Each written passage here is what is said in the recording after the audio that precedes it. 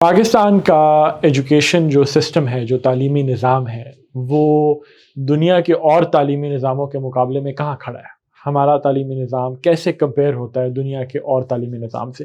یہ ایک اہم سوال ہے آپ سب کے لیے، آپ اسٹوڈنٹس کے لیے اہم سوال ہے۔ اگر آپ پیرنٹ ہیں، ماں باپ ہیں، تو آپ کے لیے ایک امپورٹنٹ سوال ہے، کیونکہ آپ ایز اے اسٹوڈنٹ اسی ایجوکیشن سسٹم کے تھرو گزر رہے ہیں، یا گزریں گے، یا گزر چکے ہیں، اور آگے آپ کے بچے سسٹم کے تھرو گزرنے والے ہیں یا گزر رہے ہیں۔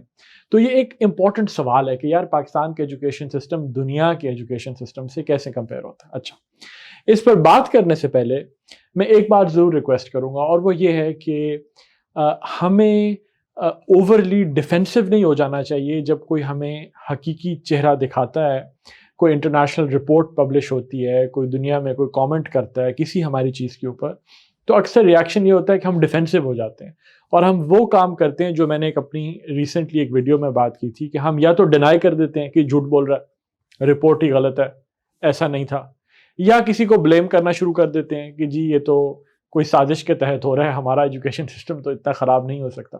تو یہ ڈیفینسو ہونے کی ضرورت نہیں ہے، آپ اپنے کھلے دماغ کے ساتھ اس رپورٹ کی جس کو اب 3-4 سال ہو گئے ہیں پبلش ہوئے، اس کی حقیقت کو جب دیکھتے ہیں تو انسان کے آنکھیں کھلتی ہیں کہ یار ہمیں کہاں جانے کی ضرورت ہے۔ تو ورلڈ اکنامک فورم کی ایک بڑا کریڈیبل، بڑا ٹرسٹ وردی انٹرنیشنل ایک گلوبل فورم ہے، ورلڈ اکنامک فورم کی 2017 کی رپورٹ ہے ہیومن کیپٹل انڈیکس رپورٹ۔ اس ہیومن کیپٹل انڈیکس رپورٹ میں انہوں نے دنیا بھر کے ایجوکیشن سسٹمز کو ریویو کیا، اور اسپیسیفکلی انہوں نے 130 ممالک، ان پوری دنیا میں 130 ممالک کی، کنٹریز کی انہوں نے ایجوکیشن سسٹمز کو ریویو کیا۔ اب جب انہوں نے 130 ملکوں کے ایجوکیشن سسٹمز کو ریویو کیا تو ان کو رینک کیا کہ وہ کہاں آپس میں کیسے کمپیئر ہوتے ہیں، کہاں آتے ہیں اپنی رینکنگ میں، ایک سیٹ آف کرائٹیریا کے اگینسٹ۔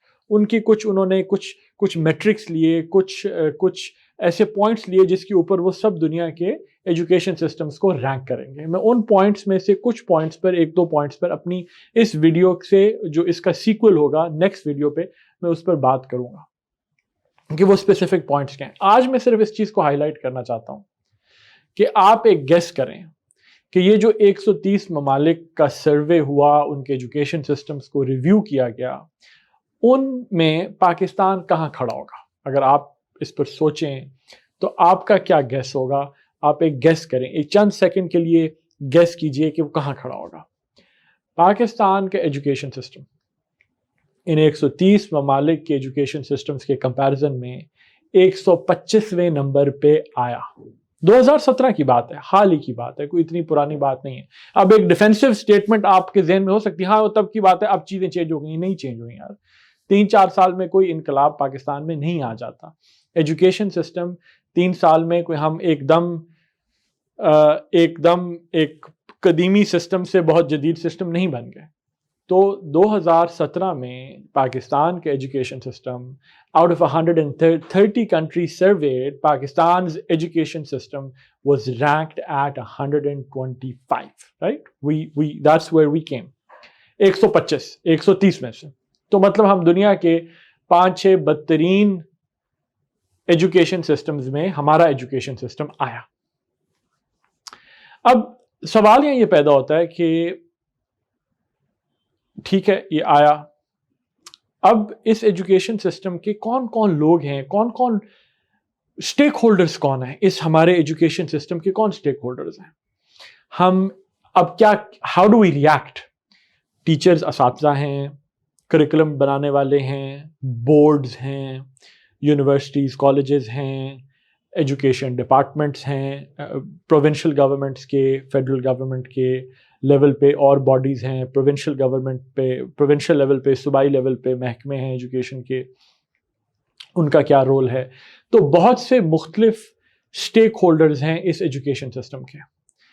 میرا مقصد یا ہمارا مقصد اس ایشو کو ہائی لائٹ کرنے کا صرف اتنا ہے، کسی کو قصوروار ٹھہرانا نہیں ہے۔ دا پوائنٹ از ناٹ کہ کسی کی طرف فنگر پوائنٹنگ ہو، کیونکہ اٹس مور کمپلیکس. کسی ایک شخص کی طرف یا کسی ایک گروہ کی طرف یا کسی ایک اینٹی کی طرف جب آپ بلیم سارے کا سارا ڈال دیتے ہیں تو اس سے حل نہیں نکلتا, اس سے سولوشن نہیں نکلتا, کیونکہ وہ ایک کمپلیکس پرابلم کا ایک بہت سادہ آئیڈیل سولوشن دیتا ہے کہ بس جی کریکولم چینج کر دیں تو سارا ایجوکیشن سسٹم ٹھیک ہو جائے گا. نہیں ہوگا. بس ٹیچرز کو ٹرین کر دیں تو سارا ایجوکیشن سسٹم فکس ہو جائے گا. نہیں ہوگا. ریئلائز کرنے کی بات یہ ہے کہ ہمارا ایجوکیشن سسٹم کے اندر سسٹمک پرابلمس ہیں, built in inherent across the board structural issues ہیں, structural problems ہیں مختلف جگہوں پہ, مختلف ٹائپس کے. جب تک کوئی ہم اس کے لیے ایک ہولسٹک طریقے سے ایک کوشش نہیں کرتے تو اس ایک میسو لیول کا ریفارم ایجوکیشن سسٹم میں لانا پاسبل شاید نہ ہو. ہم ایفرٹس تو سب کر رہے ہیں بٹ وہ میسو جو ریفارم ہے نیشنل لیول کے اوپر وہ شاید اس ہولسٹک ویو کے بغیر پاسبل نہ. اچھا اب آپ ایک اور چیز دیکھیں کہ 125 تو ہمارا نمبر تھا گلوبل لیول کے اوپر. اب آپ یہ سوال کیجئے کہ یار ساؤتھ ایشیا میں جو ہمارے ارد گرد کے ممالک ہیں جہاں پہ ہمیں جیوگرافیکلی ہمیں جہاں پلیس کیا جاتا ہے کہ ہم ساؤتھ ایشیا کا حصہ ہیں, جہاں پہ سری لنکا ہے, بنگلہ دیش ہے, نیپال ہے, انڈیا ہے, ان ممالک کے ساتھ ہمارا کیا کمپیرزن بنتا ہے. تو جب آپ ساؤتھ ایشیا کی رینکنگز دیکھتے ہیں تو پھر دوبارہ بڑے افسوس سے یہ کہنا پڑتا ہے کہ Pakistan bottom of the list آتا ہے even in South Asia. Everybody else South Asia میں is better than us in terms of ان کا ایجوکیشن سسٹمز اور جس طریقے سے ان کے ایجوکیشن سسٹمز جہاں پہ ان کے ایجوکیشن سسٹمز کھڑے ہیں. تو یہ ایک لمحہ فکریہ ضرور ہے. 3 سال پہلے کی جو بات ہے وہ ابھی پرانی بالکل نہیں ہوئی. نتھنگ ڈراسٹک ہیز ہیپنڈ, اور نہ ہی 1-2 سال میں یہ جو سسٹمز مطلب سالوں سال سے چلے آ رہے ہیں, ڈیکیڈ سے چلے آ رہے ہیں, یہ 1-2 سال میں 6 مہینے میں یہ سسٹمز ریفارم نہیں ہوتے. Things take a little bit of time, کیونکہ بڑے ویسٹڈ انٹرسٹ ہوتے ہیں, بڑے اسٹرکچرل ایشوز جو ہوتے ہیں ان کو مشکل ہوتا ہے ویڈ آؤٹ کرنا, ان کو نکالنا, ان کو اتنی جلدی فکس کرنا.